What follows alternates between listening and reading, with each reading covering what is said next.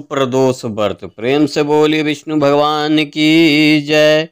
अक्टूबर माह की आखिरी प्रदोष व्रत आज इस शुभ मुहूर्त में करे शिव जी का पूजन। प्रदोष व्रत महीने में दो पड़ता है, एक शुक्ल पक्ष और दूसरा कृष्ण पक्ष में।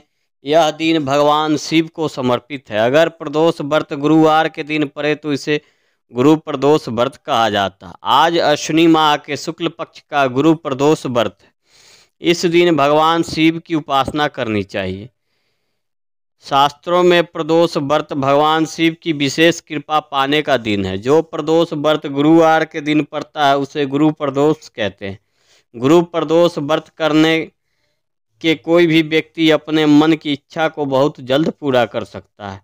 हर महीने की दोनों पक्ष की त्रयोदशी तिथि को प्रदोष व्रत किया जाता है।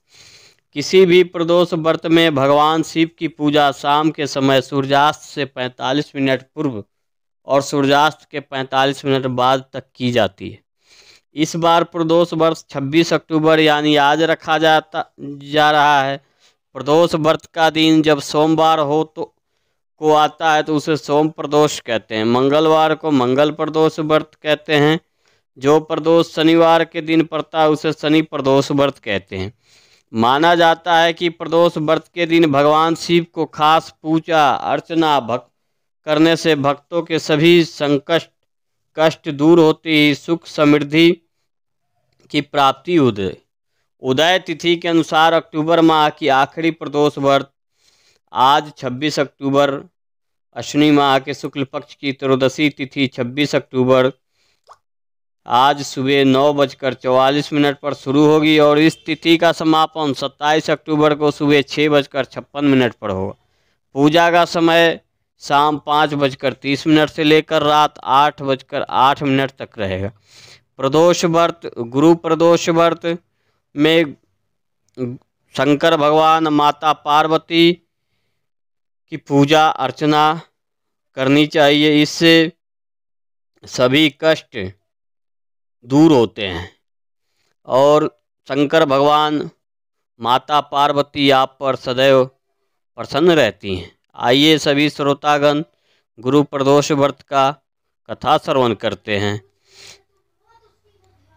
हिंदू धर्मशास्त्रों के अनुसार माह की त्रयोदशी तिथि में साज काल के प्रदोष काल कहा जाता है। इस प्रदोष व्रत को मंगलकारी एवं शिव कृपा की दिलाने वाली माना गया है। त्रयोदशी व्रत को करने वालों को 100 गायों का दान करने का फल प्राप्त होता है तथा यह सभी प्रकार के कष्ट और पापों को नष्ट करता है।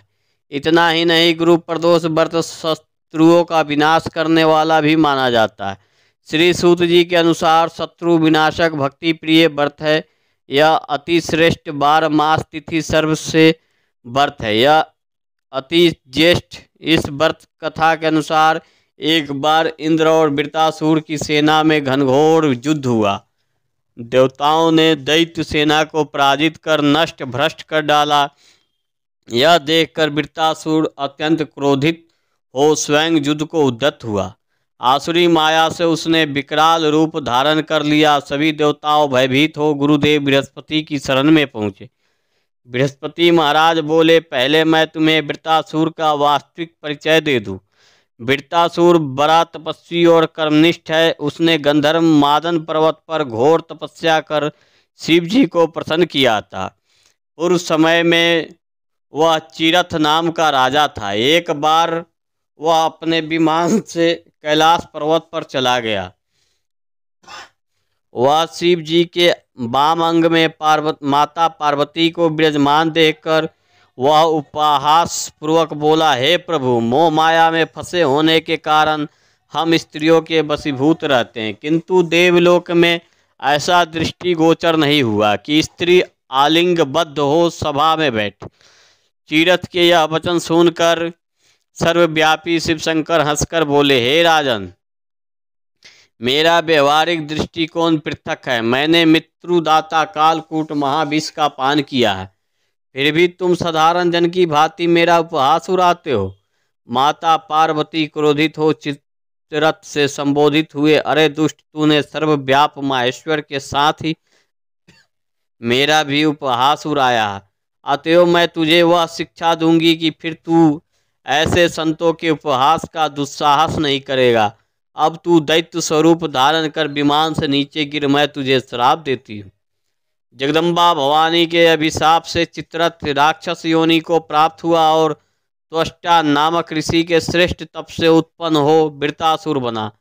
गुरुदेव बृहस्पति आगे बोले, वृत्तासुर बालकाल से ही शिव भक्त रहा, अतः हे इंद्र तुम बृहस्पति प्रदोष व्रत का शंकर भगवान को प्रसन्न करो। देवराज ने गुरुदेव की आज्ञा का पालन कर बृहस्पति प्रदोष व्रत किया। गुरु प्रदोष व्रत के प्रताप से इंद्र ने शीघ्र ही वृत्तासुर पर विजय प्राप्त कर ली और देवलोक में शांति छा गई। अतः प्रदोष व्रत हर शिव भक्त को अवश्य करनी चाहिए। प्रेम से बोलिए शंकर भगवान की जय, माता पार्वती की जय, सभी श्रोतागण की जय।